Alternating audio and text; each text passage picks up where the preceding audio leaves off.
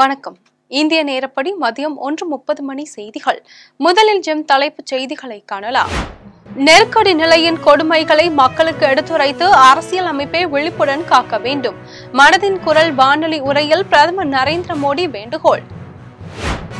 மக்களிடையே சுற்றுச்சூழல் விழிப்புணர்வு ஏற்பட்டுள்ளதால் இயற்கை வளம் காக்கப்படுவதாக பிரதமர் பெருமிதம்.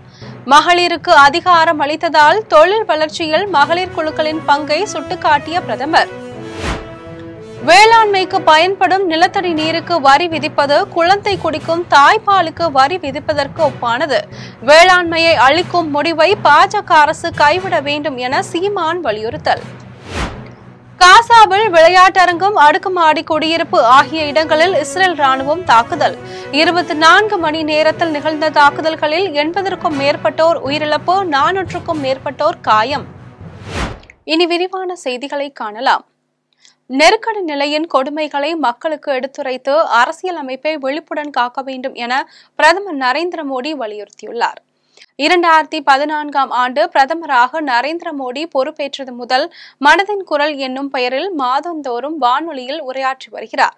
இன்று வானொலியில் உரையாற்றிய அவர் 1975ஆம் ஆண்டு நாட்டில் நெருக்கடி நிலையை அறிவித்த பின் மக்களும் தலைவர்களும் அடைந்த இன்னல்களை எடுத்துரைப்பது ஜனநாயகத்தை காக்க வேண்டியதன் விழிப்புணர்வை ஏற்படுத்தும் என குறிப்பிட்டார்.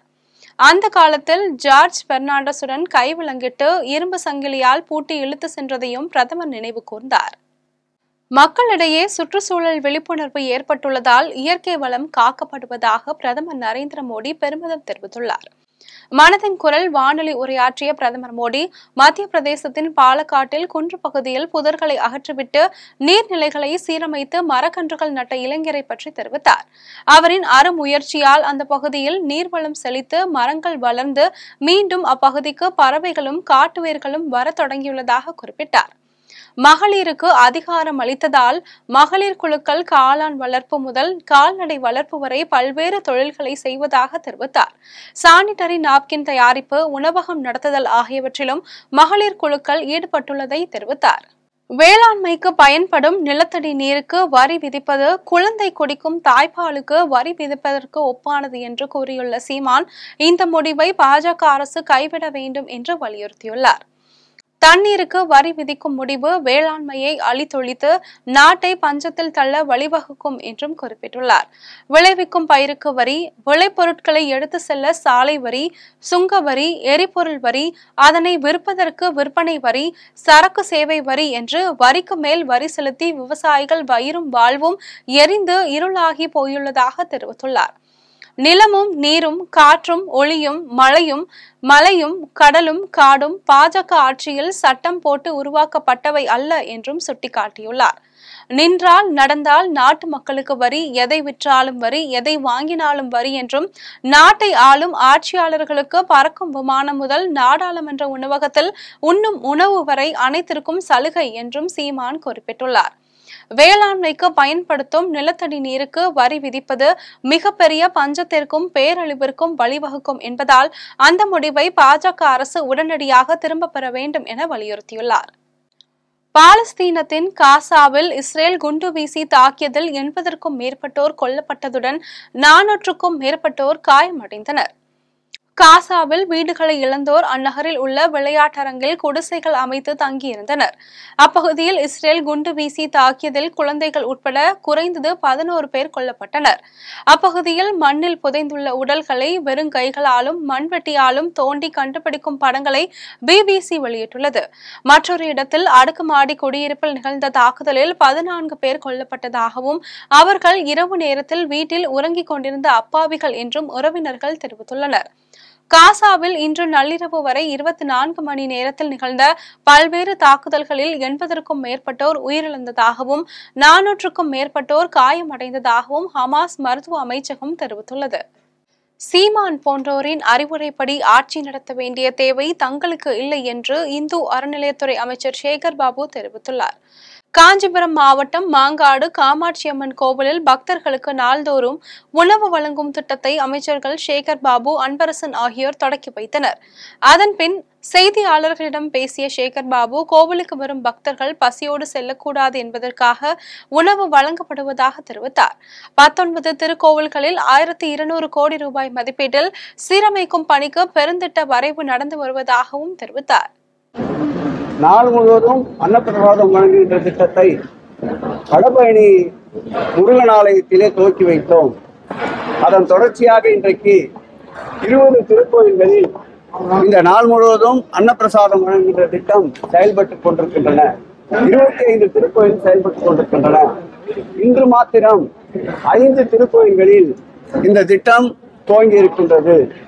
நம்முடைய காமாட்சி அம்மன் திருக்கோயில் மாங்காடு, ஆஞ்சநேயர் திருக்கோயில் நங்கநல்லூர், பழனி திருக்கோயில் பழனி பாலதண்டாயுதபாணி சுவாமி, பிரியபாளையம் அருள்மிகு பவானி அம்மன் திருக்கோயில், திருவெற்றியூர் அருள்மிகு வடுவுடையம்மன் திருக்கோயில் என்று இன்றைக்கு 5 திருக்கோயில்களும் சேர்த்து சுமார் 30 திருக்கோயில்களில் இந்த நாள் முழுவதும் அன்னப்பிரசாதம் வழங்கும் திட்டம் செயல்பாட்டிற்கு வந்திருக்கின்றன.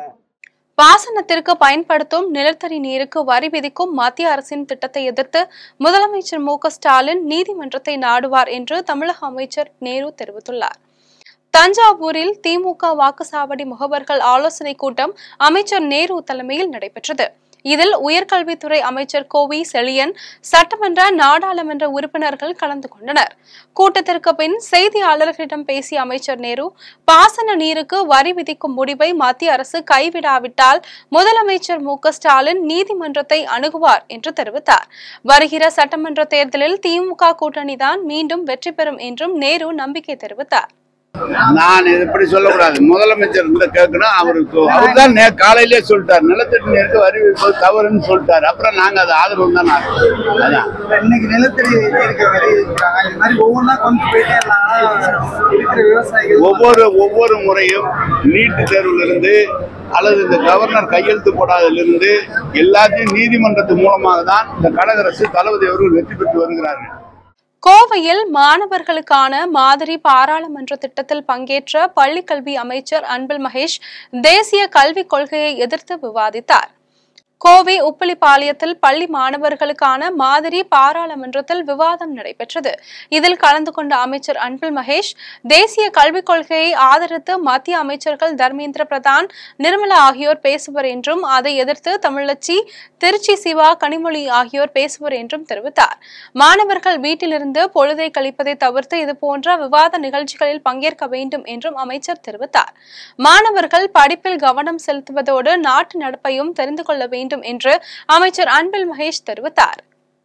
அப்போ ஃப்ரெண்ட்ஸ் படிக்கக்கூடிய அந்த பசங்க அப்படியாடான்னு சொல்லிட்டு என்னடா பண்றது, உனக்கு ஜாலியா இருக்கடா, பட் எங்க அப்பா அம்மா வந்து படிக்க சொல்றாங்கன்னு சொல்லி அந்த இதுல படிச்சு அந்த பையன் டாக்டர் ஆயிடும், இன்ஜினியர் ஆயிடுவான்.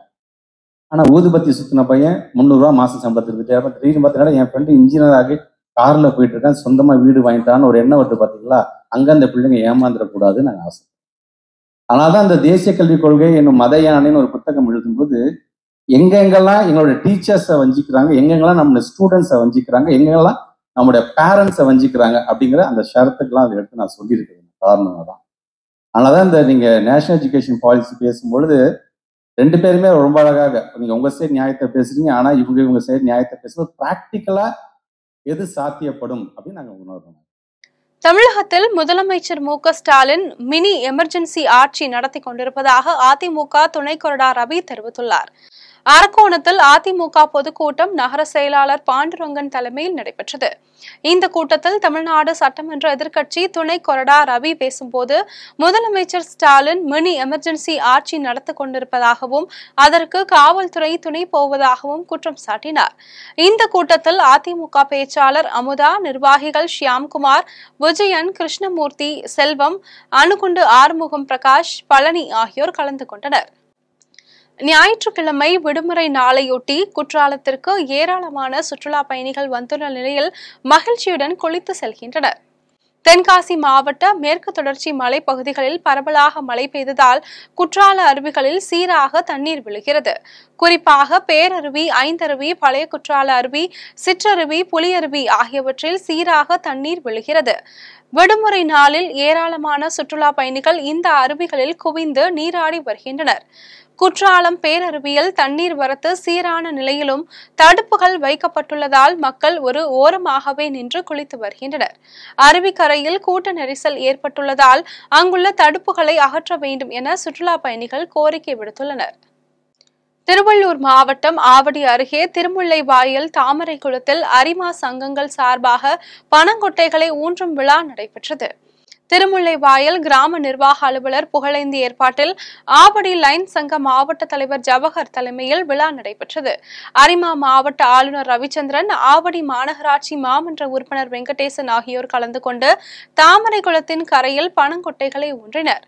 இந்த நிகழ்ச்சியில் லைன்ஸ் இயக்க தலைவர்கள் சுரேஷ், பாலாஜி, நந்தகுமார், சங்கரன், வழக்கறிஞர் புவனா உள்ளிட்டோர் கலந்து கொண்டனர்.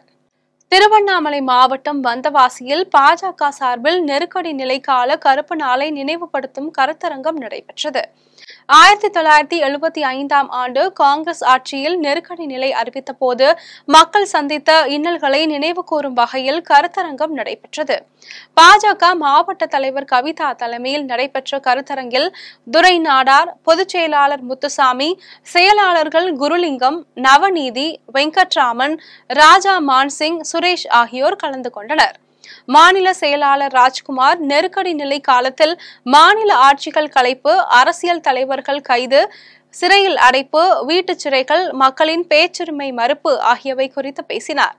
நெருக்கடி நிலை காலத்தை நினைவுபடுத்தும் வகையில் படக்காட்சியும் அரங்கில் அமைக்கப்பட்டிருந்தது. இந்த நிகழ்ச்சியில் முன்னாள் மாவட்ட தலைவர் வெங்கடேசன், பூங்காவனம், மணிகண்டன், ஹரிஹரன், நாராயணன், தயாளன், செல்வம், ராம்குமார், வினோத், பூரணச்சந்திரன் ஆகியோர் கலந்து கொண்டனர். சென்னை ராயபுரத்தில் உள்ள கண்டெய்னர் லாரி ஓட்டுநர்கள் உரிமையாளர்கள் சங்கத்தின் சார்பில் விபத்துகளில் உயிரிழந்த ஓட்டுநர்களின் குடும்பங்களுக்கு நிதி உதவி வழங்கப்பட்டது. விபத்தில் உயிரிழந்த ஓட்டுநர்களின் குடும்பங்களுக்கு கண்டெய்னர் லாரி ஓட்டுநர்கள் உரிமையாளர்கள் சங்கத்தின் சார்பில் நிதி வழங்க மொத்தம் 20 லட்சம் ரூபாய் நிதி திரட்டி இருப்பதாகவும் தெரிவித்தனர். இதுவரை 1 கோடி ரூபாய்க்கும் மேல் நிதியுதவி வழங்கப்பட்டுள்ளதாகவும், பெண் பிள்ளைகள் இருக்கும் குடும்பங்களுக்கு பணத்தை வைப்பு தொகையாக செலுத்துவதாகவும், அவர்கள் திருமண வயதை எட்டும் போது தங்க நகைகள் வாங்கி கொடுத்ததாகவும் தெரிவித்தனர். கண்டெய்னர் லாரி ஓட்டுநர்களுக்காக அரசு மாதம் ஒருமுறை இலவச மருத்துவ முகாம் நடத்த வேண்டும் என்றும் கோரிக்கை விடுத்தனர். இரவில் வழிப்பறி கொள்ளையர்கள் தொல்லை இருப்பதால் தங்கள் பாதுகாப்பை உறுதி செய்ய வேண்டும் எனவும் கோரிக்கை விடுத்தனர். எங்களது ஓட்டுநர்கள், எங்களது காக்கி சட்டை உறவுகள் இந்த இடத்துல வந்து பாத்தீங்கன்னாக்கா எங்கே ஏதோ ஒரு இடத்துல தமிழகத்திலேயோ ஆந்திரா கர்நாடகா எங்கேயோ ஒரு பிரேக் டவுனோ ஒரு பிரச்சனையோ அப்படி என்போது நாங்கள் அவர்களுக்கு இங்கிருந்தே தொலைபேசி மூலியமாக அவர்களுக்கு தேவையான உதவிகள் அனைத்தையும் சரி செய்து கொடுக்கிறோம். மற்றும் எங்களது சக ஓட்டுநர்கள் யாராவது எதிர்பாராத விதமாக விபத்திலேயோ இல்லை ஹார்ட் அட்டாக்லேயோ மரணம் அடைந்தால் அந்த குடும்பத்திற்காக நாங்கள் வந்து நிதிகள் ஆளுக்கால் சொந்த பைசாவை எங்களால் முடிஞ்சது 200, 300, 500, 1000 அதை வாட்ஸ்அப்பில் குழுக்கள் மூலியமாக இன்னார் வந்து இந்த மூலியமாக இறந்தாருன்னு சொல்லி நாங்கள் இன்னவர்களும் 20க்கும் மேற்பட்டோர் குடும்பத்துக்கு உதவிகள் செய்திருக்கிறோம். குற்றாலத்தில் படகு சவாரியை வருவாய்த்துறை அமைச்சர் சாத்தூர் ராமச்சந்திரன் கொடியசைத்து தொடங்கி வைத்தார். தென்காசி மாவட்டம் குற்றாலத்தில் அனைத்து அருவிகளிலும் சீரான நீர்வரத்து உள்ளது. மேற்கு தொடர்ச்சி மலைப்பகுதிகளில் அவ்வப்போது மிதமான சாரல் மழை பெய்து வருகிறது. இதனால் குற்றாலத்திற்கு தமிழ்நாட்டின் பல்வேறு மாவட்டங்களில் இருந்தும் வெளி மாநிலங்களில் இருந்தும் நாள்தோறும் ஏராளமான சுற்றுலா பயணிகள் வந்து செல்கின்றனர். அவர்களை மகிழ்விக்க சுற்றுலாத்துறை மூலம் வெண்ணெய் மடம் குளத்தில் படகு சவாரி தொடங்கப்பட்டுள்ளது. இந்த படகு சவாரியை வருவாய்த்துறை அமைச்சர் சாத்தூர் ராமச்சந்திரன் கொடி அசைத்து துவக்கி வைத்தார். நிகழ்ச்சியில் தென்காசி மாவட்ட ஆட்சியர் கமல் கிஷோர், காவல் கண்காணிப்பாளர் அரவிந்த், நாடாளுமன்ற உறுப்பினர் ராணி, சட்டமன்ற உறுப்பினர்கள் ராஜா, பழனி நாடார், திமுக மாவட்ட பொறுப்பாளர் ஜெயபாலன், இளைஞரணி அமைப்பாளர் கிருஷ்ணராஜா ஆகியோர் கலந்து கொண்டனர். விடுமுறை நாள் என்பதால் அனைத்து அருவிகளிலும் சுற்றுலா பயணிகள் கூட்டம் அதிகரித்து காணப்பட்டது. இங்கு வரும் சுற்றுலா பயணிகள் படகு சவாரி செய்து மகிழ்ச்சியுடன் விடுமுறையை கழித்து வருகின்றனர். பாமக தலைவர்கள் ராமதாசும் அன்புமணியும் சட்டமன்ற தேர்தலுக்கு முன் நல்ல ஒரு முடிவு எடுத்து பிரதமரின் கரங்களை வலுப்படுத்துவர் என்று பாஜக நிர்வாகி வேலூர் இப்ராஹிம் தெரிவித்துள்ளார். சென்னை அருகே மாங்காடு பரணிபுத்தூரில் வணிகர்களுக்கான செயலியின் அறிமுக விழா நடைபெற்றது. இந்த விழாவில் நடிகர் கவுண்டம்பாளையம் ரஞ்சித், பாஜக நிர்வாகி வேலூர் சையத் இப்ராஹிம் ஆகியோர் கலந்து கொண்டு செயலியை தொடங்கி வைத்தனர். இதில் தொழில் முனைவோர் பலர் கலந்து கொண்டனர். அதன் பின் செய்தியாளர்களிடம் பேசிய வேலூர் இப்ராஹிம், பாமகவில் ஒரு சில உட்பூசல்கள் இருந்தாலும் கூடிய விரைவில் அது சரியாகும் என்று நம்பிக்கை தெரிவித்தார். மருத்துவர் ராமதாசும் அன்புமணியும் மக்களுக்கு தொண்டாற்றியவர்கள் என்றும் அவர்களின் சேவை தமிழகத்திற்கு தேவை என்றும் இப்ராஹிம் தெரிவித்தார். பாரதிய ஜனதா கட்சி கூட்டணியில் நிறைய புதிய கட்சிகள் இணையும் என்றும் இப்ராஹிம் நம்பிக்கை தெரிவித்தார். மாண்புமிகு பாரத பிரதமர் திரு நரேந்திர மோடி அவர்கள் தொடர்ந்து நம்முடைய நாட்டின் சுயதொழிலுக்கு பல்வேறு வாய்ப்புகளை ஏற்படுத்தி தந்திருக்கிறார். ஆத்ம நிர்பர் பாரத் என்று சொல்லக்கூடிய சுயசார்பு தற்சார்பு கொள்கையை இந்த பாரதம் பின்பற்ற வேண்டும் என்பதுதான் அவருடைய இலக்கு. அதை ஒட்டி இன்றைக்கு சீனா உள்ளிட்ட பல்வேறு நாடுகளினுடைய இறக்குமதியை தவிர்த்து நம்முடைய நாட்டின் பொம்மையிலிருந்து நம்முடைய நாட்டில் விளையக்கூடிய ஒவ்வொரு பொருட்களையும் பிற நாடுகளுக்கு ஏற்றுமதி செய்யக்கூடிய அளவிற்கு இன்றைக்கு பாரதம் தொழில் வளர்ச்சியில் முன்னேறி இருக்கிறது. அதனுடைய ஒரு பகுதியாக இவர்கள் உருவாக்கி இருக்கிற இந்த அற்புதமான முதல் முயற்சிக்கு என்னுடைய வாழ்த்துக்களையும், இது இன்னும் சிறப்பாக வருவதற்கு எங்களுடைய மத்திய அரசின் மூலமாக என்ன வாய்ப்புகளை பெற்றுத்தர முடியுமோ அதை நிச்சயமாக நாங்கள் பெற்றுத் தருவோம் என்ற அந்த நல்ல செய்தியும் அவர்களுக்கு வழங்குவதற்காக இன்றைக்கு வந்திருக்கிறேன். இதுபோன்று இன்னும் நிறைய மக்கள் மத்திய அரசினுடைய வாய்ப்புகளை, தொழில் வளர்ச்சியை பயன்படுத்திக் கொள்ள வேண்டும் என்று கேட்டுக்கொள்கிறேன். மதுரையில் உழவர் உற்பத்தியாளர் அமைப்புகளின் தலைவர்கள் மற்றும் விவசாயிகள் பங்கேற்ற இயற்கை வேளாண்மை மாநாடு நடைபெற்றது.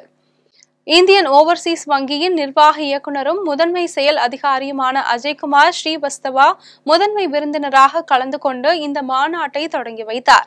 வங்கியின் செயல் இயக்குநர் தனராஜ், தமிழ்நாடு நபார்டு வங்கியின் முதன்மை பொது மேலாளர் ஆனந்த் ஆகியோர் சிறப்பு விருந்தினர்களாக பங்கேற்றனர். நிகழ்ச்சியில் பேசிய அஜய்குமார், இயற்கை வேளாண்மையை ஊக்குவிக்கும் இந்தியாவின் பயணத்தில் இது ஒரு முக்கிய மைல்கல் நிகழ்வு என்றும் தெரிவித்தார். எதிர்கால இந்திய விவசாயம் சுற்றுச்சூழல் பாதுகாப்பை முழுமையாக உணர்ந்து அதனை பேணி காக்கும் நடைமுறைகளில் தான் அடங்கியுள்ளதாகவும் அவர் குறிப்பிட்டார். இந்தியன் ஓவர்சீஸ் வங்கி, ரிச் பிளஸ், அமுல் 3 நிறுவனங்களும் இணைந்தது வந்து ஃபார்மர் ப்ரொடியூசர்ஸ் ஆர்கனைசேஷன், அதாவது உழவர் ஃபார்மர் ப்ரொடியூசர் கூட்டமைப்புகளை வந்து இணைச்சி வந்து இந்த ஒரு விழா வந்து நடத்தியிருக்கிறோம். இதில் முக்கியமான அம்சம் வந்து என்னென்னா வந்து இயற்கை விவசாயத்தை வந்து வளர்க்கணும். அதுதான் வந்து வங்கியுடைய நோக்கம். அதனால தான் வந்து நாங்கள் அமுல் மற்றும் ரிச் பிளஸ் நிறுவனங்களுடன் இணைந்து வந்து ஒரு மாதத்துக்கு முன்னாடி MOU போட்டோம். இந்த ஒரு மாத காலத்தில் வந்து ஃபஸ்ட்டு வந்து இந்த FPOஸோட ஒரு மீட்டிங் வந்து இங்கே வந்து அரேஞ்ச் பண்ணியிருக்கிறோம். ஏறக்குறைய தமிழகத்திலிருந்து ஒரு 500 FPOஸுடைய கூட்டமைப்புகளுடைய நிர்வாகிகள் வந்து இன்றைக்கி வந்து கலந்துக்கிட்டாங்க. காங்கிரஸ் ஆட்சி காலத்தில் கொண்டுவரப்பட்ட எமர்ஜென்சியை விட மோசமான ஆட்சி தமிழகத்தில் நடைபெற்று வருவதாக பாஜக மாநில செயலாளர் வெங்கடேசன் தெரிவித்துள்ளார். திருப்பத்தூர் மாவட்டம் வாணியம்பாடியில் பாஜக அலுவலகத்தில் நெருக்கடி நிலை கால நிகழ்வுகள் பற்றிய நிகழ்ச்சி நடைபெற்றது. மாவட்ட தலைவர் தண்டாயுதபாணி தலைமையில் நடைபெற்ற நிகழ்ச்சியில் மாநில செயலாளர் வெங்கடேசன் கலந்து கொண்டு அஞ்சலி செலுத்தினர். அதன் பின் கட்சியின் நிர்வாகிகளுக்கு பல்வேறு ஆலோசனைகளை வழங்கினார். முன்னதாக செய்தியாளர்களிடம் பேசிய வெங்கடேசன், முதலில் திமுக அரசை கலைத்தது காங்கிரஸ் ஆட்சிதான் என்றும் தெரிவித்தார். காங்கிரஸ் ஆட்சி காலத்தில் கொண்டுவரப்பட்ட எமர்ஜென்சியை விட மோசமான ஆட்சி தமிழகத்தில் நடைபெற்று வருவதாக குறிப்பிட்டார். அன்றைக்கு காங்கிரஸ் கட்சி செய்த அதே செயலில் தான் தமிழகத்தில் திமுக அரசு இன்று செய்து வருவதாகவும் குற்றம் சாட்டினார். காங்கிரஸோட கூட்டணி வச்சிருக்கிறாங்க. முதலாக திராவிட முன்னேற்ற கழகத்துடைய ஆட்சியை கவிழ்த்தது, கலைச்சது அந்த காங்கிரஸ் ஆட்சி தான், இந்திரா காந்தி ஆட்சி தான். ஆனா இங்க இருக்கக்கூடிய போட்டு சொல்றாரு, ஸ்டாலின் சொல்றாரு நான் மிசால வந்து அடி வாங்கணும்னு சொல்லிட்டு. ஆனா இன்னைக்கு வந்து எமர்ஜென்சியினுடைய 50 ஆண்டு காலம் பாரத நாட்டினுடைய மிக முக்கியமான மோசமான ஒரு காலகட்டமா இருக்கு. அதே காலகட்டத்தில் குஜராத்தினுடைய அரசாங்கத்தை கலைக்கிறாங்க, பீகாருடைய அரசாங்கத்தை கலைக்கிறாங்க. எண்ணற்ற தேசியவாதிகள் முழுக்க இருந்தது மட்டும் அதுக்கப்புறம் நடந்த பாராளுமன்ற தேர்தலில் முதல் முறையாக காங்கிரஸ் அல்லாத அரசாங்கம் வருது. தமிழகம் முழுவதும் அரசு மதுக்கடைகளில் டானிக் விற்கிறதா என்று கவுண்டம்பாளையம் ரஞ்சித் கேள்வி எழுப்பியுள்ளார். சென்னை அருகே மாங்காடு அடுத்த பரணிபுத்தூரில் சிறு அறக்கட்டளை நடத்துவோர், வணிகர்கள் ஆகியோருக்கான செயலியின் அறிமுக விழா நடைபெற்றது. இந்த விழாவில் கலந்து கொண்டு செயலியை தொடக்கி வைத்த பின் ரஞ்சித் செய்தியாளர்களிடம் பேசினார். அப்போது போதைப் பொருளால் இளைஞர்கள் மற்றும் குடும்பங்கள் அழிவது வருத்தம் அளிப்பதாக தெரிவித்தார். போதைப் பொருள் விற்பனை தான் மக்களுக்கு எதிரான உண்மையான போர் என்றும், போதைப் பொருட்கள் விற்பனையை நிறுத்தினால் மட்டுமே பயன்பாட்டை தடுக்க முடியும் என்றும் தெரிவித்தார். அதுல எல்லாம் வந்து பாத்தீங்கன்னா தனி மனிதனுக்காக ஏதோ ஒரு முதலாளித்துவம் நிறைந்த ஒரு விஷயமா இருக்கும். பட் இது வந்து முதல் முறையாக ஒரு நல்ல செய்தி என்னன்னா, இந்த மாதிரி என்ஜிஓக்கள் இப்போ முன்னாடி எல்லாம் பாருங்க, நம்ம ஊர்ல இந்த ஊதுபத்தி வேணும், சோப்பு வேணும்னா கூட வீடு வீடா போய் கஷ்டப்பட்டு வித்துக்கிட்டு இருக்கிற காலம்லாம் இருந்தது. ஸோ எங்கேயாவது இப்போ நம்ம வீட்டில் செய்கிறவங்க கைமுறுக்கில் இருந்து, அரிசியில் இருந்து, வடகத்தில் இருந்து, எந்த சின்ன விஷயமா இருந்தால் கூட அவங்க எடுத்துட்டு வீடு வீடாக போகணும், இல்லைன்னா எங்கேயாவது ஒரு சின்ன கடை போடணுன்ற ஒரு விஷயம் இருந்தது. பட் இந்த என்ஜிஓக்களுக்காக, இந்த மாதிரி சுய உதவி குழுக்கள், மகளிர் அமைப்புகளுக்காகவே பிரத்யேகமாக ஒரு தொழில் முனைவோருக்குன்னு ஒரு ஆப் ஒன்று ரெடி பண்ணது இதுதான் முதல் முறை. அதை வந்து கலந்துக்கிட்டு துவக்கி வைக்கிறது எனக்கு ஒரு பெரிய சந்தோஷம். என்னன்னா, இது ஒரு வணிக ரீதியான லாபகரமான ஒரு ஆப் அப்படிங்கிறத விட ஒரு நம்ம ஊரில் இருக்கக்கூடிய, நம்ம மண்ணில் இருக்கக்கூடிய பல உழைப்பாளிகளுக்கு, பல தொழில் முனைவோருக்கான ஒரு பெரிய ஒரு சங்கம். இது ஒரு சங்கமம். ஸோ அது வந்து ஒரு பெரிய மகத்தான விஷயமா பார்க்குறேன். அது கண்டிப்பாக என்னுடைய மனமார்ந்த வாழ்த்துக்கள். இது எல்லாரும் சப்போர்ட் பண்ணணும் இந்த மாதிரியான விஷயங்களுக்கு. ஏன்னா நாளைக்கு வரும்போது நான் அங்கேயே ஆப்பில் போட்டேன், இங்கேயே போட்டேங்கிறத விட இந்த மாதிரி இருக்கிறவங்க, இப்போ ஃபார் எக்ஸாம்பிள் ஒரு சின்னதாக அதை காட்டுங்க, ஒரு சின்னதாக ஒன்று இப்போ தான் பார்த்தேன், ஒரு நல்ல தகவல் இது பாருங்க. இது ஒரு ப்ரஷ்ஷு கேளுங்க. தூத்துக்குடியைச் சேர்ந்த மீன்பிடி படகுகள் கடலில் பழுதடைந்து காற்றின் வேகத்தால் இலங்கை நோக்கி செல்வதால் அதை மீட்டு கொண்டு வர வேண்டும் என்று மீனவர்கள் கோரிக்கை விடுத்துள்ளனர். தூத்துக்குடி அருகே உள்ள தருவைக்குளத்தில் இருந்து அதிர்ஷ்டராஜ் என்பவருக்கு சொந்தமான விசைப்படகில் 11 மீனவர்கள் ஆழ்கடலுக்கு மீன்பிடிக்க சென்றுள்ளனர். நடுக்கடலில் இன்ஜின் பழுதாகி நின்ற அந்த படகை மீட்க தூத்துக்குடியை சேர்ந்த ஆண்டோ என்பவரது விசைப்படகில் 9 மீனவர்கள் சென்று முயன்றனர். அப்போது மீட்பு பணியில் ஈடுபட்ட படகும் பழுதாகி நடுக்கடலில் நின்றது. 2 படகுகளும் காற்றின் வேகத்தால் இலங்கை நோக்கி சென்று கொண்டிருப்பதாகவும், இந்த படகுகளையும் அவற்றில் இருக்கும் மீனவர்கள் 20 பேரையும் மீட்க நடவடிக்கை எடுக்க வேண்டும் எனவும் கோரிக்கை எடுத்துள்ளனர். திருவண்ணாமலை மாவட்டம் சவ்வாது மலையில் 25வது கோடை விழாவில் அமைச்சர்கள் ஏவாவேலு, ராஜேந்திரன் ஆகியோர் பங்கேற்று நலத்திட்ட உதவிகளை வழங்கினர். திருவண்ணாமலை மாவட்ட நிர்வாகமும் சுற்றுலாத்துறையும் இணைந்து சவ்வாது மலையில் 2 நாள் கோடை விழாவை நடத்துகின்றன. இதன் தொடக்க விழா மாவட்ட ஆட்சியர் தர்பகராஜ் தலைமையில் நடைபெற்றது. விழாவில் பொதுப்பணித்துறை அமைச்சர் ஏபாவேலு, சுற்றுலாத்துறை அமைச்சர் ராஜேந்திரன், சட்டப்பேரவை துணை சபாநாயகர் பிச்சாண்டி, நாடாளுமன்ற உறுப்பினர் அண்ணாதுரை, சட்டமன்ற உறுப்பினர்கள் சரவணன், கிரி, அம்பேத்குமார், ஜோதி ஆகியோர் கலந்து கொண்டனர். விழாவில் கலந்து கொண்ட பயனாளிகளுக்கு பல்வேறு துறைகள் சார்பில் நலத்திட்ட உதவிகளை அமைச்சர்கள் வழங்கி சிறப்புரை ஆற்றினர். கோடை விழாவில் அரசின் பல்வேறு துறைகள் சார்பில் சாதனை விளக்க கண்காட்சி அரங்குகள் அமைக்கப்பட்டிருந்தன. இவை பார்வையாளர்களை பெரிதும் கவர்ந்தன. கோடை விழாவையொட்டி ஏராளமான சுற்றுலா பயணிகள் வந்திருந்ததால் சவ்வாது மலை திருவிழா கோலம் பூண்டிருந்தது. சிவகங்கை மாவட்டம் மடப்புரத்தில் உள்ள கோவிலுக்கு வந்த பக்தரின் நகை திருட்டு தொடர்பாக காவல்துறையினரின் விசாரணையில் கோவில் காவலாளி உயிரிழந்தது அதிர்ச்சியை ஏற்படுத்தியுள்ளது. திருப்புவனம் அருகே மடப்புரத்தில் உள்ள பத்ரகாளியம்மன் கோவிலுக்கு நாள்தோறும் ஆயிரக்கணக்கான பக்தர்கள் வந்து செல்கின்றனர். இங்கு அஜித்குமார் என்ற இளைஞர் காவலாளியாக பணிபுரிந்து வந்தார். திருமங்கலத்தை சேர்ந்த சிவகாமி, நிகிதா ஆகியோர் இந்த கோவிலுக்கு வந்தபோது அவர்களின் காரை அஜித்குமார் பார்க்கிங் செய்து கொடுத்துள்ளார். அப்போது காரில் இருந்த 10 பவுன் நகையை காணவில்லை என்று கூறி திருப்புவனம் காவல் நிலையத்தில் நிகிதா புகார் அளித்தார். அதைத் தொடர்ந்து அஜித்குமாரிடம் காவல் நிலையத்தில் விசாரித்துவிட்டு அவரை வீட்டுக்கு அனுப்பி வைத்தார். வெளியே வந்த மறுநாள் தனிப்படையினர் விசாரித்த போது அவர் உயிரிழந்தார். இது குறித்து மாவட்ட காவல் கண்காணிப்பாளர் ஆஷிஷ் ராவத்தும் திருப்புவனம் காவல்துறையினரும் விசாரித்து வருகின்றனர். கடலூர் மாவட்டம் நெய்வேலியில் குறிஞ்சி நில மக்கள் முன்னேற்ற கழகம் சார்பில் பாஜக மாநில பொதுச் செயலாளர் ராமசீனிவாசனை கண்டித்து ஆர்ப்பாட்டம் நடைபெற்றது. நெய்வேலியில் குறிஞ்சி நில மக்கள் முன்னேற்ற கழக நிறுவனர் வெங்கடேசன் தலைமையில் நடைபெற்ற ஆர்ப்பாட்டத்தில் சிறப்பு அழைப்பாளராக மாநில தலைவர் அன்பழகன் கலந்து கொண்டு பேசினார். அப்போது மதுரையில் முருகன் மாநாட்டில் பாஜக மாநில பொதுச் செயலாளர் ராமசீனிவாசன் நரிக்குறவர்களை அழைத்து வந்து இவர்கள்தான் தமிழ் சமூகத்தின் பழங்குடி மக்கள் எனவும் முருகனுக்கு பெண் கொடுத்த சமூகம் எனவும் கூறி பதிவு செய்ததாக தெரிவித்தார். முருகனை வணங்கவும் கொண்டாடவும் குறிஞ்சி நில மக்களுக்கு மட்டுமே உரிமை உண்டு எனவும் வரலாற்றை திரித்து பேசியதால் நரிக்குறவர் இன மக்களுக்கும் மலைக்குறவர் இன மக்களுக்கும் இடையே பெரும் கலவரத்தை தூண்டுவதற்கு ராமசீனிவாசன் முயல்வதாகவும் குற்றம் சாட்டினார்.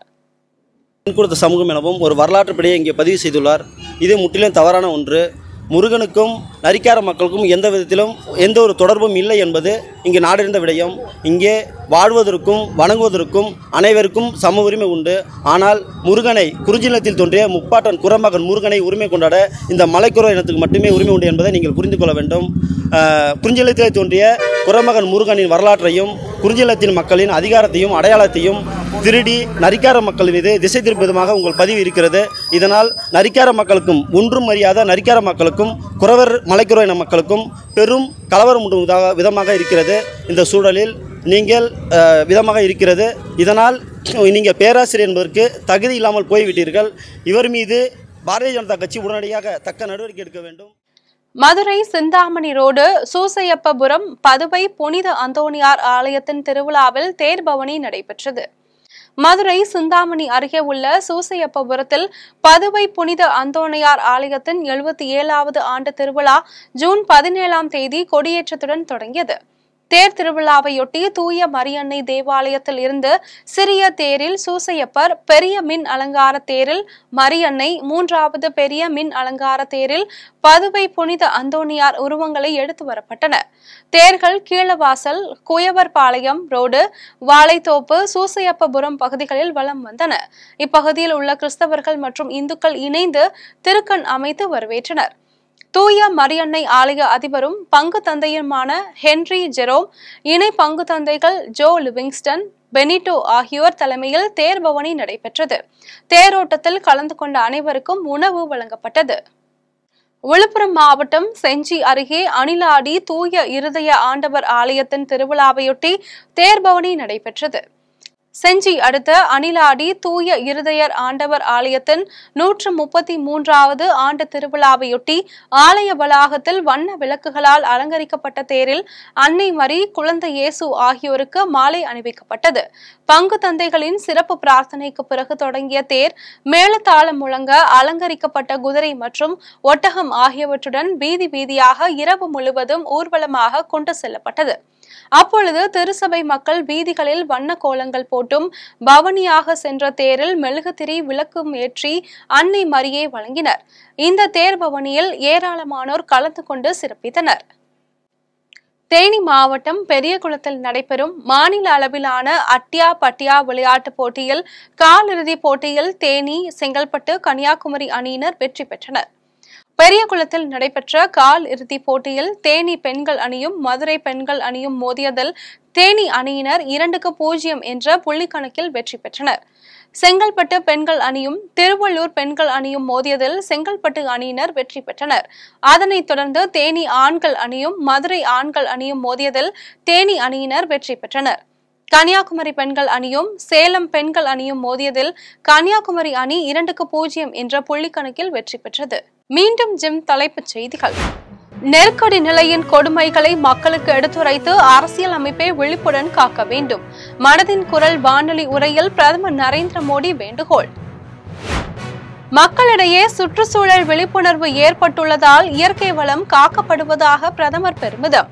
மகளிருக்கு அதிகாரம் அளித்ததால் தொழில் வளர்ச்சியில் மகளிர் குழுக்களின் பங்கை சுட்டிக்காட்டிய பிரதமர். வேளாண்மைக்கு பயன்படும் நிலத்தடி நீருக்கு வரி விதிப்பது குழந்தை குடிக்கும் தாய்ப்பாலுக்கு வரி விதிப்பதற்கு ஒப்பானது. வேளாண்மையை அழிக்கும் முடிவை பாஜக அரசு கைவிட வேண்டும் என சீமான் வலியுறுத்தல். காசாவில் விளையாட்டரங்கம், அடுக்குமாடி குடியிருப்பு ஆகிய இடங்களில் இஸ்ரேல் ராணுவம் தாக்குதல். 24 மணி நேரத்தில் நிகழ்ந்த தாக்குதல்களில் 80க்கும் மேற்பட்டோர் உயிரிழப்பு, 400க்கும் மேற்பட்டோர் காயம். இத்துடன் ஜிம் செய்திகள் நிறைவடைகின்றன. மீண்டும் ஜிம் செய்திகள் மாலை 6 மணிக்கு. உடனுக்குடன் செய்திகளை காண GemLive.tv என்ற இணையதளத்தில் இணைந்திருங்கள். நன்றி, வணக்கம்.